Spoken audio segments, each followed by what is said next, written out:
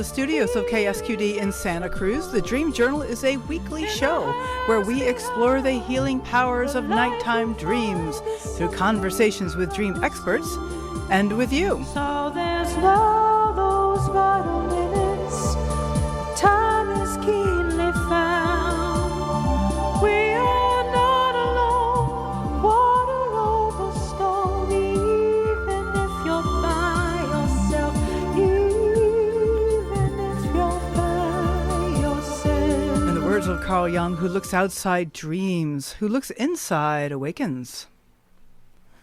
Today's music is not a catalog, it is a dogalogue. Can dreams trigger personal alchemy? We'll be talking to Kat Appleby about her own process and about how she would like us all to dream big, dream bold, and wonderful dreams. I am your host, Catherine Bell of Experiential Dreamwork, and welcome to the Dream Journal. The Dream Journal is also a weekly podcast. Please subscribe, rate, and review. Archives are available at ksqd.org/the-dream-journal. But most importantly, tell your friends about the podcast. Why not have this opportunity to talk about your dreams? My goal of the show is to get people talking with each other about their dreams, and why not tell them you're listening to this new podcast? Oh my goodness, starting with my personal dream work. Well, I have been a little flustered because we're having heavy rain here in the Santa Cruz Mountains. I had 6 inches at my house just last night. 11 inches in this storm total so far, 22 December. Here comes Dogalogue music in the background. And what have I been dreaming about? You know, I actually requested a dream to one of those dream incubations about a issue between a friend and myself and how to resolve it. And I did not remember a single dream when I woke up, but I did wake up with a really intense urge to write a letter to this person. And I found myself rehearsing lines in the letter. So I'm going to take that as a dream, gift from the dream world. Like, this is what you do. You write a letter. And so I did. And actually it worked really well. I really thought about the letter, and then my friend called me up later and we had a good conversation. So hopefully that's going to resolve the issue between us. I feel so much better now, and thank you, Dream World, for that nudge. Okay, I'll say hello to Katrina Appleby. Hi, Kat. Hi, Catherine. How you doing? Happy New Year. Katrina Appleby was a certified professional dreamworker and a mentor for the Institute of Dream Studies. Since the age of 4, Kat has been aware of the importance and power of dreams and dreamt often about snakes. She finds that it is indeed quite normal to meet gods, goddesses, and power animals in her dreams. Kat joins us today from the UK.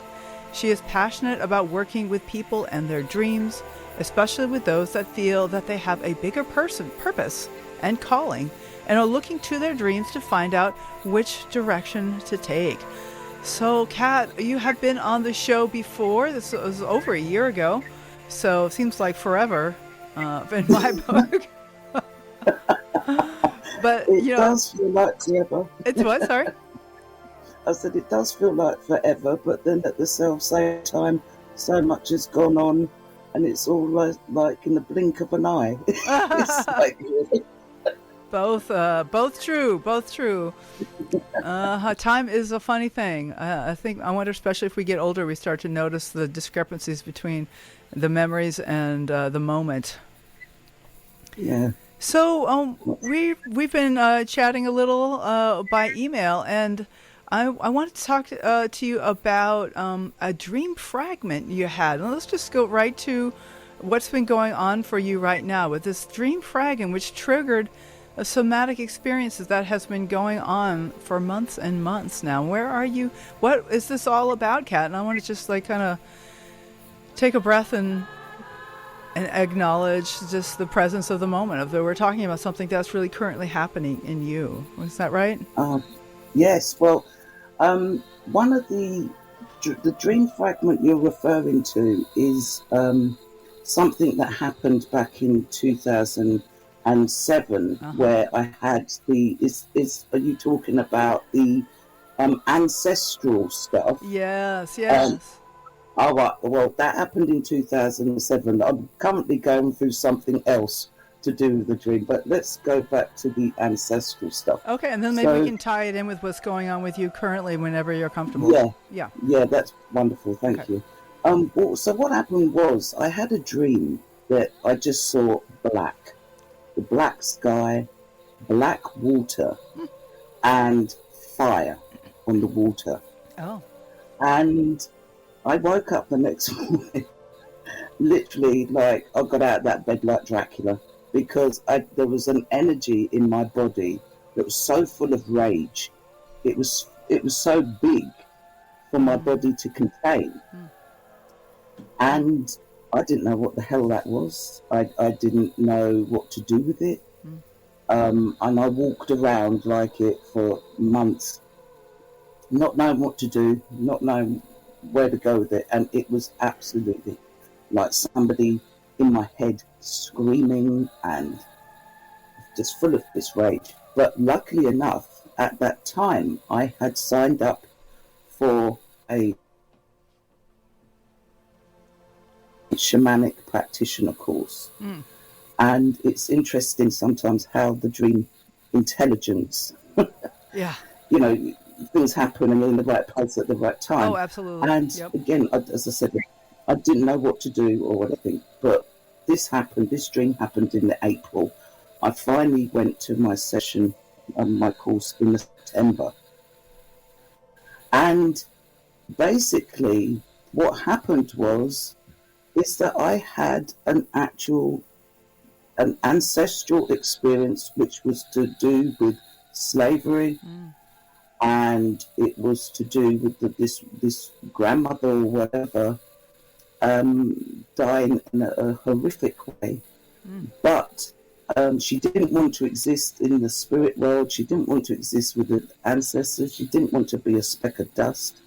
But the whole response was in the healing session. What happened was, I don't know what happened, but they asked me to go outside to ground myself, whatever, because I think I expressed anger or something. Because when they sit around in groups and how are you feeling and everything else, and I just was like, I'm absolutely. Do you really want to know? Exactly. It's like, do you really want to know this? So I think I just said that I could just bitch slap any god or goddess and their mothers too. And that was what prompted me, the helpers, to take me outside and to go on Mother Earth and just to ground that energy. Well, what happened was I went out to the grass and everything, but something about the green had triggered me. And I don't remember much, but I had bellowed out, "We are people of Earth," and two people saw my face change, which then prompted me to be whisked back into the healing room and be given a full healing, where the ancestor was removed from my body and taken to the land of the dead or wherever.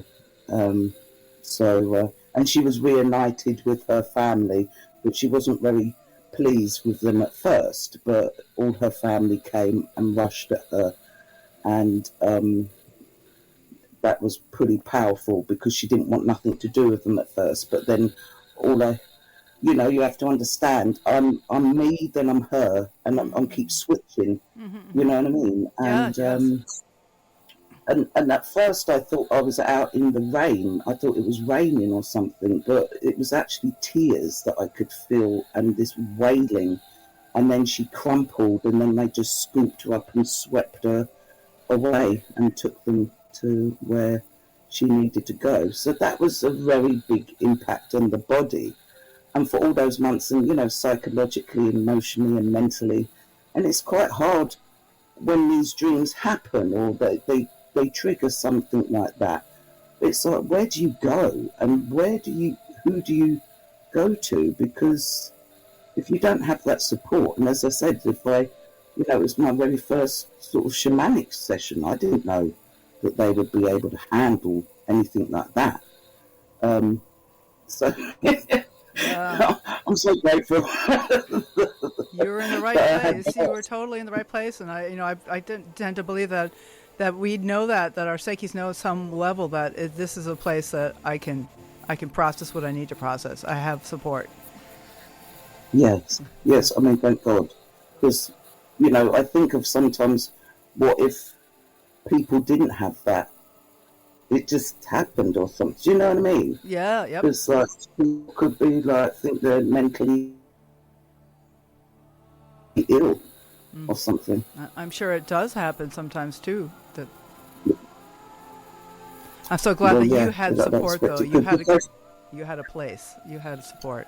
yes, yes, exactly. So that is good, Yeah. but it is actually hard to go through that in daily life as well and try to be normal when you've got all this going on. But um, so what's happened for me now is something similar, but not like that, like horrendous like that. Um, it's more of an alchemical processing where I had dreams of snakes. It's those snakes again, and I'd done some dream work with a friend of mine, and I give a shout out to her in Terry Collins. She's out in Japan, and she took me through it, and she said, "Oh, breathe," and I was like, oh, "Okay," and then all of a sudden, I was having all these very hot somatic experiences in my body, Oh. and I was like being cooked from the Oh. inside, Oh my goodness. my bones and everything. I was like, this is so weird. But this went on again for months, and like in the pure summertime too, it's quite uncomfortable. It wasn't painful, but it was intense. I would have preferred it if it happened now when it's cold and wet. Right. But so I'm not sure what is going on, but I know there's an alchemical process to it. I know that the dreams I've had are very alchemical in nature that has led up to this. And so I am just, it's all sort of calming down now. But I'm just, will be interesting to see where this sort of goes Right. and what is the result from it. Because I don't know many people that sort of happens to. I mean, have you had all that kind of somatic experiences with your dreams? I would say not so much. I'm not a very body-based person. I'm very mental. I'm actually, a lot of my life happens in my thoughts. And so I've Uh-huh. had like some radical transformations in my thoughts and my experience of the world. But I would not had it at the somatic level. But I know some of my guests have and have talked about it. Like Susan Ackerman Joseph springs to mind. That there's just a number of people who have had these incredible impacts on their bodies. And one of the big gifts to me from the dream work has been to be more in touch with my body, because I typically, and even to this day, am not so in touch. And so, maybe that's something to look forward to. Well, hold on to your hats because, Okay. like, So, Kat, maybe you could tell me a little bit about alchemy and like, what does that mean to you, and how does that, I know that this is this ancient process that wizards used to try to turn lead into gold, like in the physical world, but how does that apply on the personal level to you? How do you see the process of personal alchemy? well, for me personally, I've always been fascinated with that kind of stuff ever since I was a child. Anything to do with making up potions and things like that. Um, I'm I'm very interested in. And I think when I was a child, I used to kind of flip into an imaginal scene where I was in a dark room and all I could smell was rotten eggs. Hmm. And there was like something burning, like a Bunsen burner with glass, um, sort of containers or something like that. And I remembered that vividly. And but for me now, I know that many people have said about dreamers being shamans and things like that. And Stanley Krippner has, sort of coined that phrase. In some ways, I disagree, just simply because of the shamanic practitioner's work. Hmm. Do you know what I mean? Yeah, But but yeah, tell me more. as an alchemist in the turning the base metal into gold, especially with their dreams, I mean, when you think about it, all the information is kind of there. I know that Jeffrey Rath has said that, a lot of dreams, most dreams, have an alchemical symbol in them, Mm-hmm. Mm-hmm. whether it's night or day or colors or something. Sorry, what was Yeah. you going to say? Oh yeah, no, I was wanted to ask you for some examples of alchemical symbols, and then you just gave me some. So night, day, Oh, colors, and smoke. would that also include like elemental things like earth and air and water, that sort of thing? Oh, yeah, definitely. I Okay. mean, I know that even something like a dream that I had, and I was had been reading Louise von France and the feminine in fairy tales, and there was the story about Vasilissa and the Baba Yaga. Well, that kind of triggered a dream for me um, where I'm having to, I'm in some sort of old building, and again, it's an alchemical theme. There's a very long wooden table, and I have got chocolate, but it's like chewing gum, and I'm picking at it. And this animus figure says to me, "What are you doing?" And I went, "I have to do this because there was a core, there was some sort of infectious pus in this divine food as such that I had to remove and extract." And it's the story with Vasilissa. She has to sort out the good seeds from the bad seeds, if you see what I mean. Okay. And so in that, it's kind of like the dream ego is knowing that it's a task to do. And again, that triggered off a lot more of, especially colours, of red doors with gold handles. I'm trying to escape zombies and things like that, Yeah. and snakes. And even, again, a lot of the dreams at the time, the activity was at night time, and I would dream of night creatures like bats, but then they had an orange body and thing. And so the colour orange as well really came up strongly and predominantly as well. So there was something, in my reckoning, in the subconscious that was going through a rebirth, even though a lot of the time people think it's the consciousness that needs to go through the rebirth. There was something in my subconscious that was going through a rebirth. And then it brought up a lot of stuff. Well, again, somatic experiences. One night I felt like my head was caving in. And it was almost like coming out of an ancient tomb. And I could feel like this collapse going on in my head. Wow. And which triggered a lot of stories of very negative animus stuff, but in dreams. But the funny thing about that was that in the actual dream, I at the end was like an artist with a canvas, and I was like, I don't like those dreams that I've just had. I'm going to paint something else. And I did. And I woke up from the dream. So there's this big processing, psychically, mentally, emotionally, for us to become the philosopher's stone, essentially. And I think that's our work as dream workers, as for us to know our own divinity through those processes of being broken down, being taking and letting go of things that no longer serve us. But for me, it's been a very somatic thing rather than just an intellectual thing. And the processing, I've noticed that there's been a change in attitude or whatever, what I can be around and what I can't. And it's been quite steady and gradual. And I haven't done much work on it to find out what it could be like this or like that. Put a lot of associations on it. I've just let it unfold naturally and know that it's doing what it needs to do without my cluttering. Yeah. Right. You know what I mean? Right. So it sounds like you've really cultivated a great deal of trust in the process without needing to understand what's going on, just to know that something's going on and trusting that Yeah. it's beneficial. It's something you're not running to the doctor to get a pill to stop it. Well, yeah, there was that. I said to a mate of mine, I was like, um, I said to him, "Do you know about the body just suddenly being very hot?"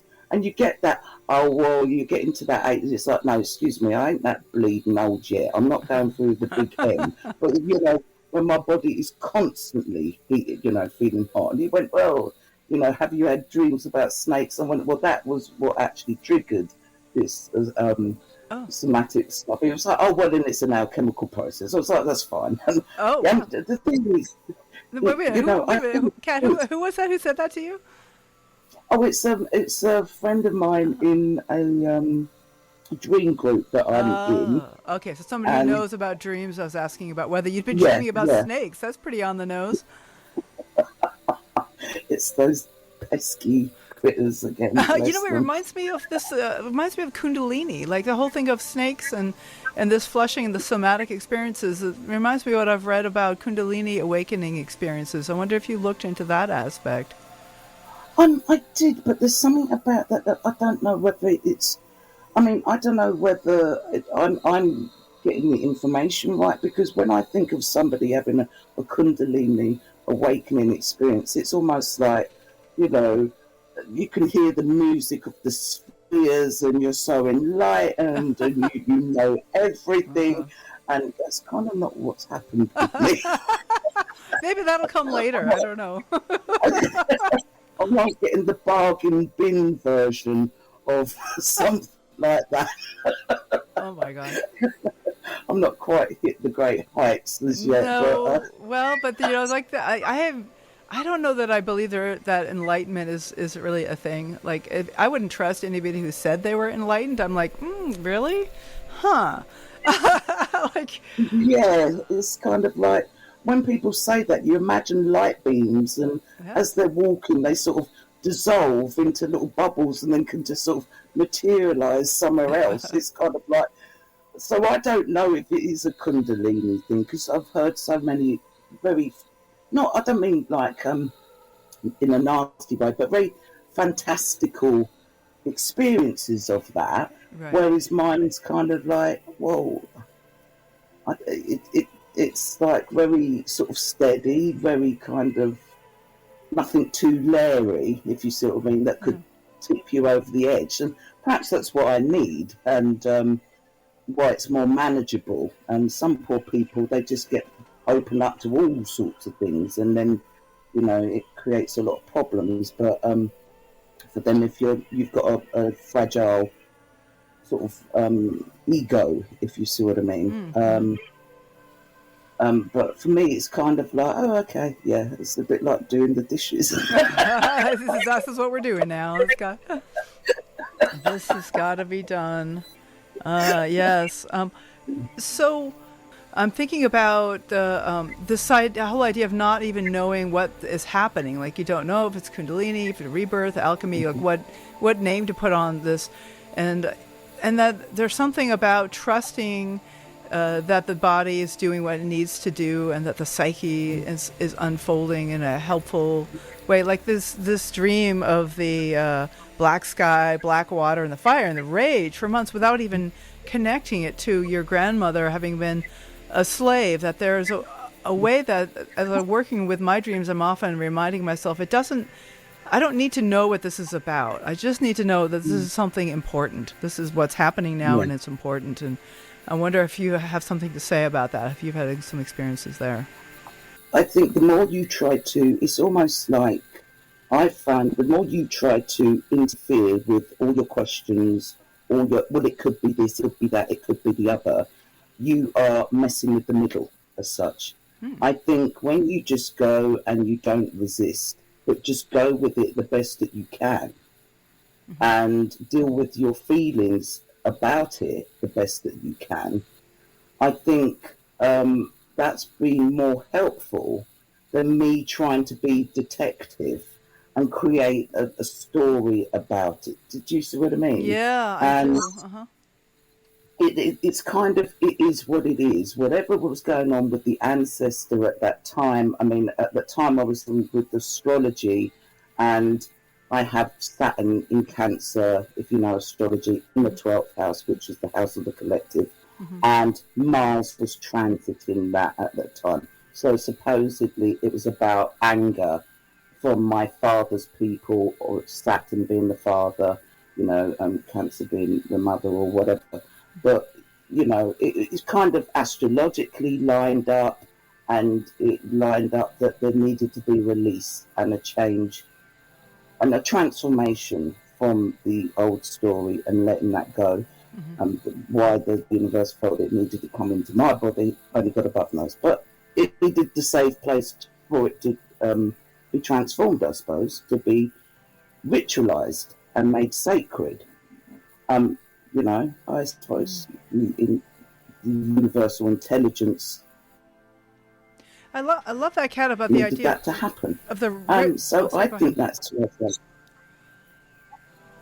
no. I was just saying again that we can clutter with it could be this, it could be that, it could be this, Uh-huh. and it could be just as simple as ritualizing and letting it go and making it Yeah. sacred, That whatever is it beautiful. is. Ritualizing whatever is happening, and then, as you say, letting it go and dealing with your feelings as best you can, and not trying Yeah, to put meaning on it. Now, of course, humans and, and brains especially are like sense-making machines, and so it can be helpful to put things into context. Like ultimately, you yeah, believe it had to do with your grandmother. Of course, there's no way really to confirm that, but there's something yeah. satisfying about that. But it's not necessary to have that kind of sense-making.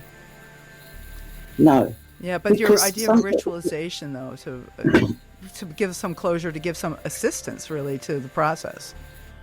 well, yeah, because if you try to make sense of it, things like slavery and everything else makes no sense. True. Well, to us in this day and age, back in the day, it would have. They didn't care about whatever. But in the consciousness that we are in now, it's not appropriate. Do you know what I mean? Right. So, That's right.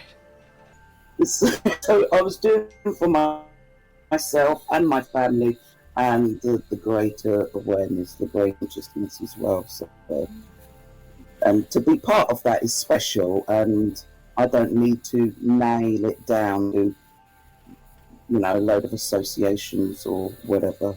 It kind of is what it is. Ah, okay. Thank you. So my guest today is Katrina Appleby, calling from the UK. My name is Catherine Bell, and you are listening to the Dream Journal broadcast from the studios of KSQD in Santa Cruz. We will be back in just a moment.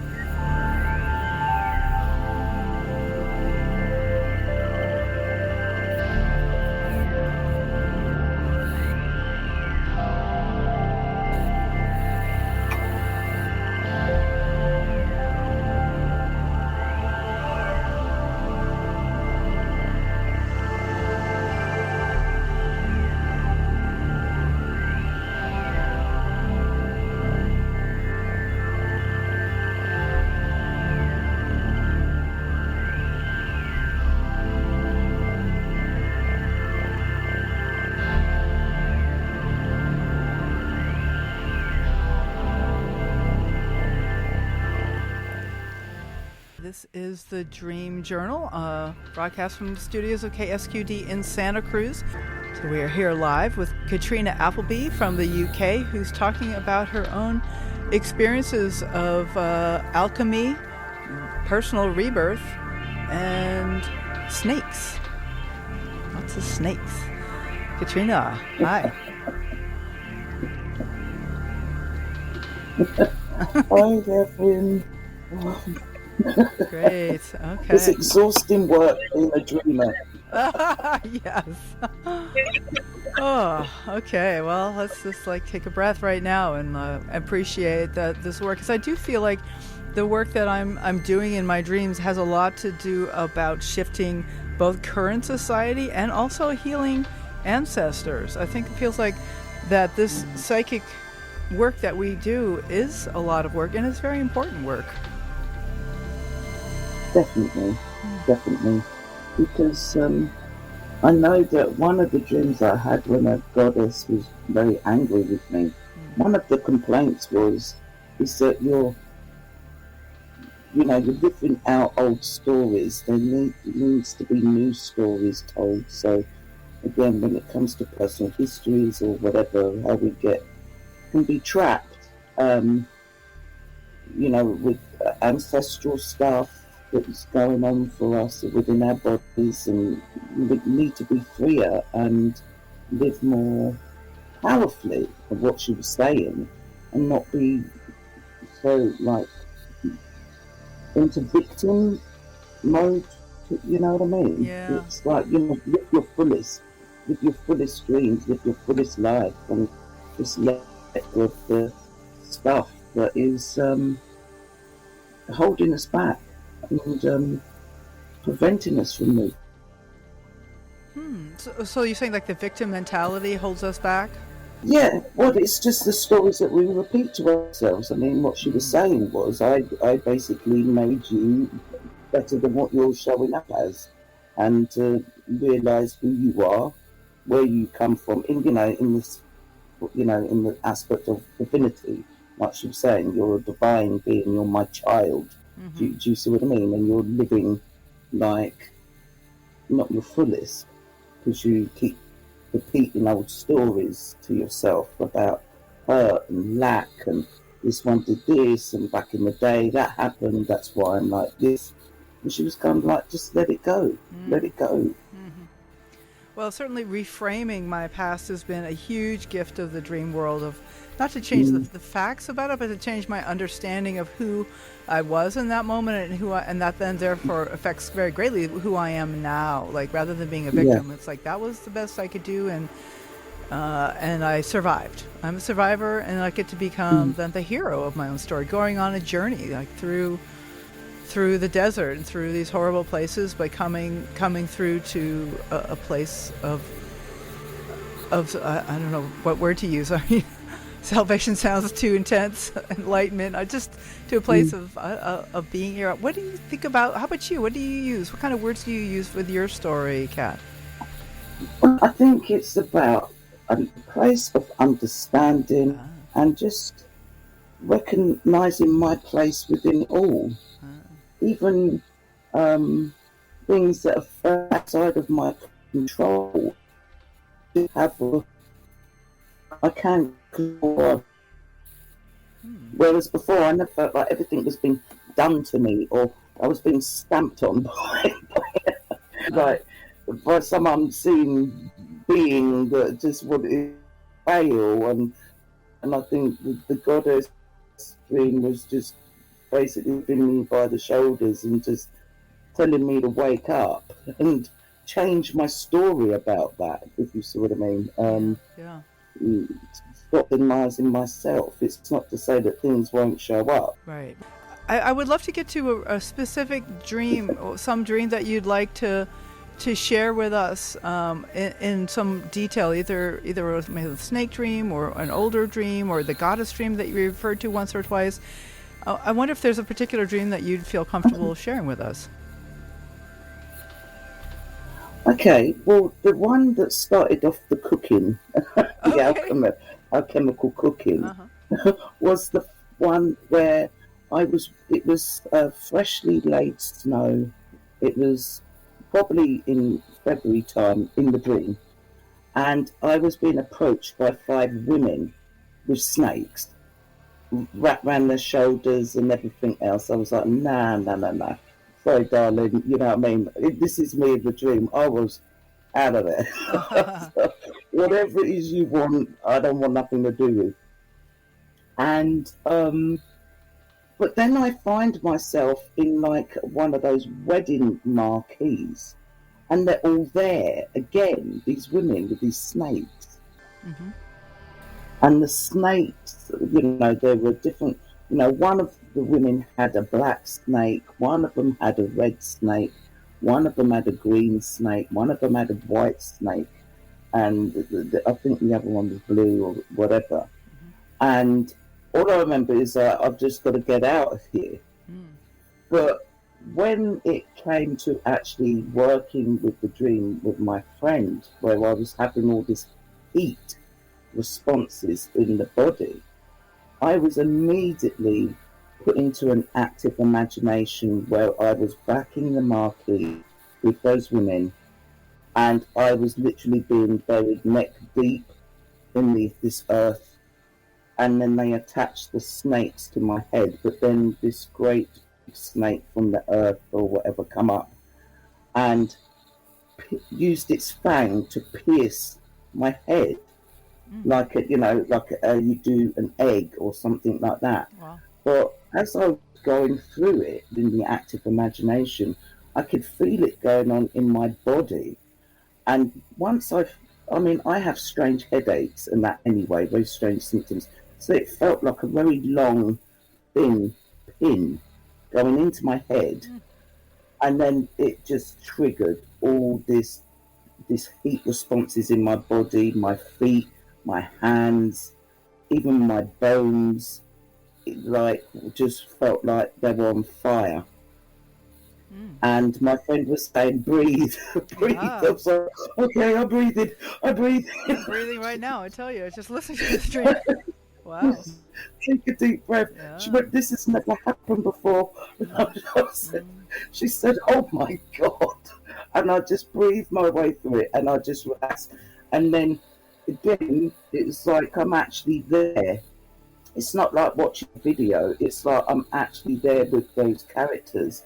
And then the women helped me out of the pit, should we say. And then I felt this snake across my shoulders, and it was okay. And then I kind of left the tent, but then again, somatically, I was just left with all this cooking. Yeah. Wow. It's like, what on earth has just happened? But it's not where it was uncomfortable, painful. I just knew that I had a great thing had happened in my energy field, and whatever I needed to do, I needed to be gentle with myself and just be patient and just let it do what it needed to do. And but my dreams after that, I seemed to be disconnected from them. It was almost like I'm one side of the road, but my dreams are on the other side of the road. And it was like, why are my dreams over there and I'm not with them? So in my dreams, they just felt like they were further away from me.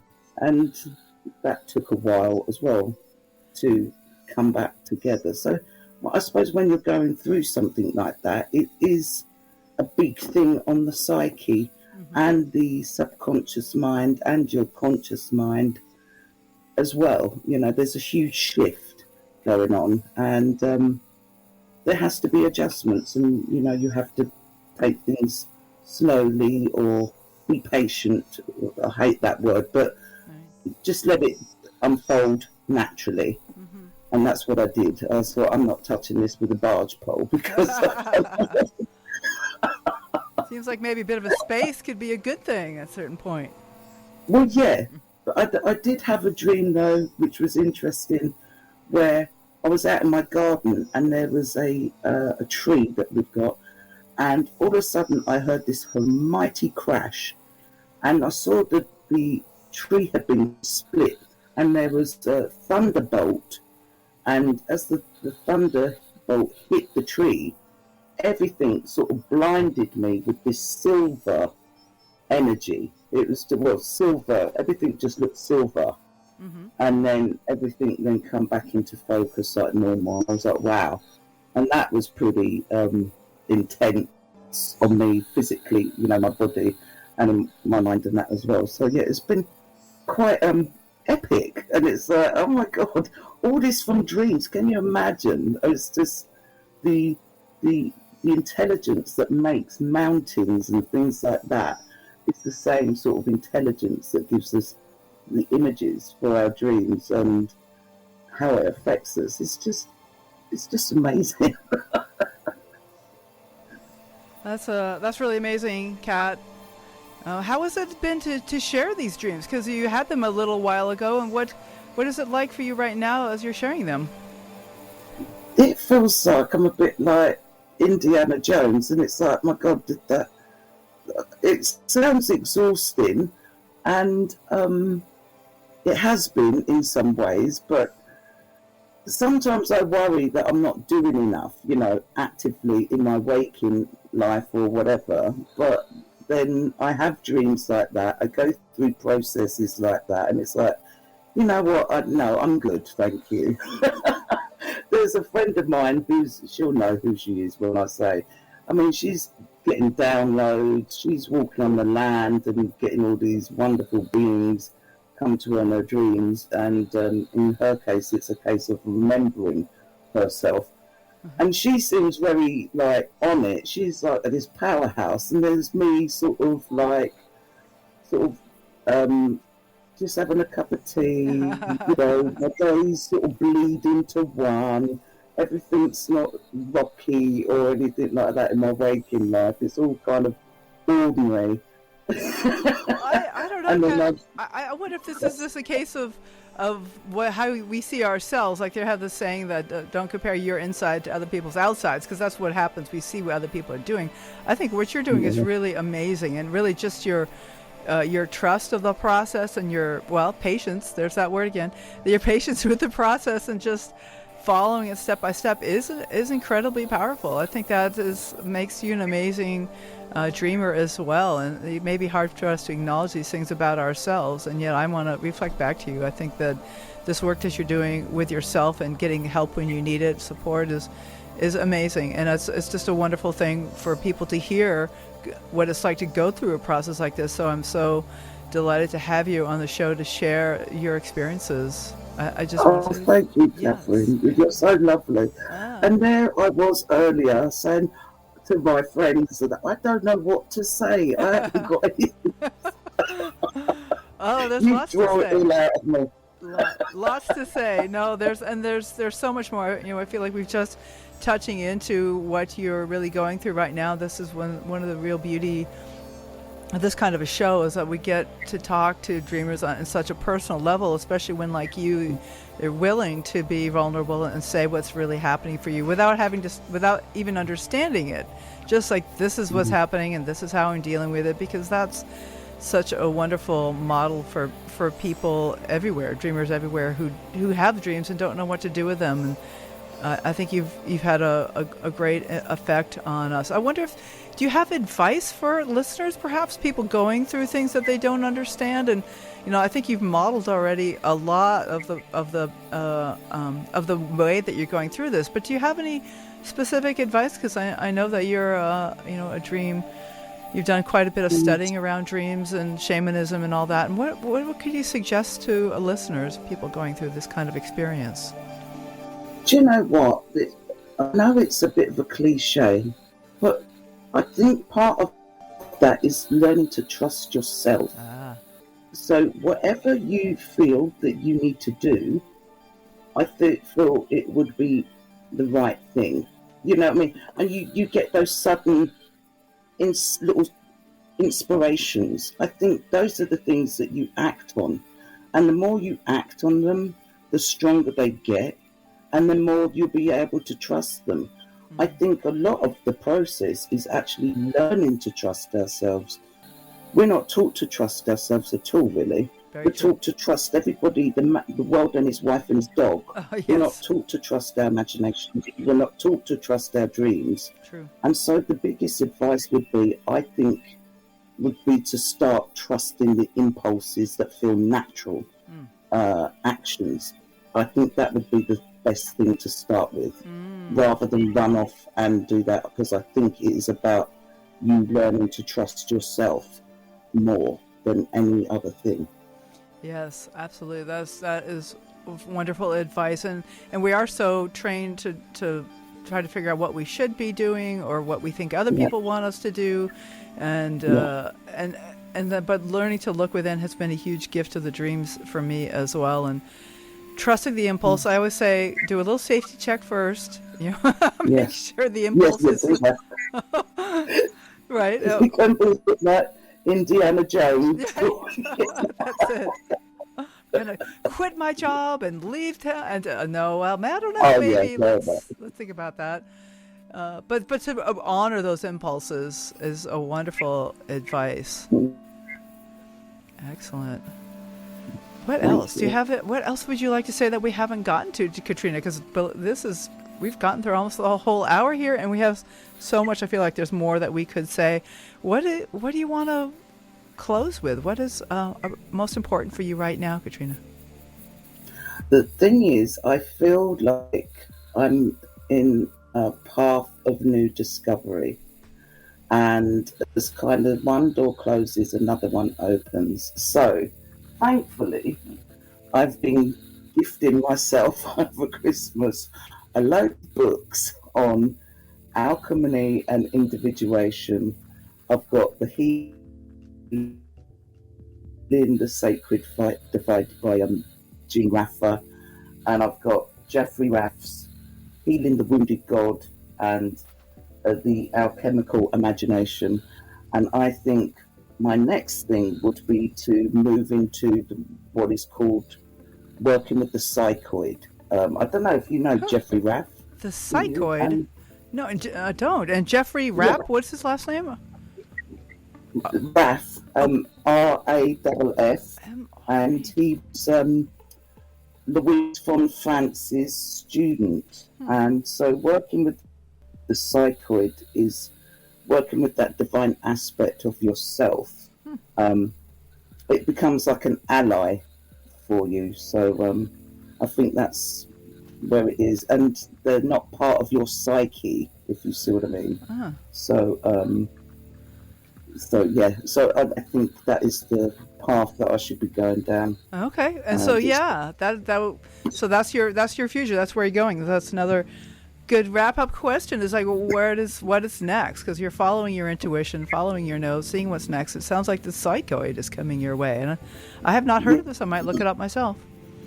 Oh yes, it is wonderful, and I would look it up because it's important, and I think we're talking about divinity and the divine within. Yeah. And the philosopher's stone, the alchemy. I feel that this is one of the ultimate goals, really. So, in Dreamwork and alchemy in itself, but to know the divinity within, and it being an actual living, working force within your body, within your life. So. Oh, wonderful. So that's my next step. That's my next step. Okay, sounds like a big one. always a big one. So wonderful. So this is Katrina Appleby. It's so good to have you on the show. I wonder if you could tell folks how to get in touch with you. They can certainly contact me, and I can get you in touch with them. But do you have a webpage or any contact info you want to give out on the air? I don't at the moment, but you can contact me on Kat Appleby .b3.ka@gmail.com or The Giant Dreamers on Facebook. Okay. I'm being a bit low key now because I've got to do all this reading about psychoids and alchemy. Yeah, your playbook list is full. You're playing. So, Kat, this is so fabulous to talk to you. I wish you all the best, and I'll be thinking of you out there carving the way for the rest of us through the psychic world. Oh, bless you. Thank you ever so much. Catherine, it's amazing to talk to you as well. It's been lovely. It's having a cup of tea with a lovely friend.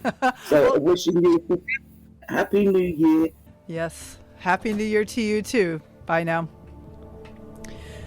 Okay, so next week we will be speaking to Dr. Darren Jacobek.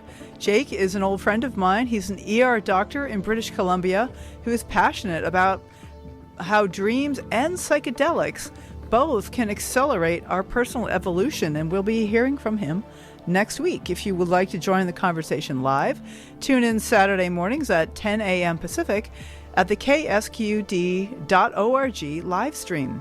The podcast replay will be released on the Monday following the show. I am Catherine Bell, and this has been the Dream Journal. Thanks for listening. Find out more about my own dream coaching practice at the experientialdreamwork.com.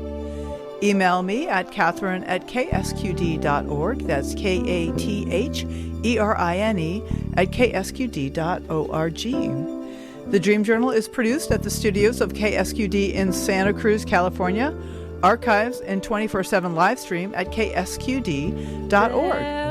Remember to subscribe, rate, and review the show. I'd like to thank Rick Kleffel, engineer and music creator. You can find the ambient music at pandemiad.com. I'd also like to thank Eva Milady for audio editing. And the intro music is called Water Over Stones. And the outro music you're listening to right now is called Everything, both by Mood Science. Tomorrow morning when you wake up, take a minute to write down your dream and bring it to the next Dream Journal. Knows that so much is wrong,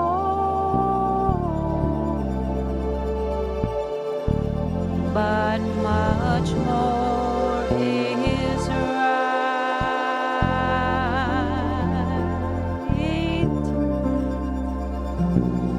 We see in the darkness by shine.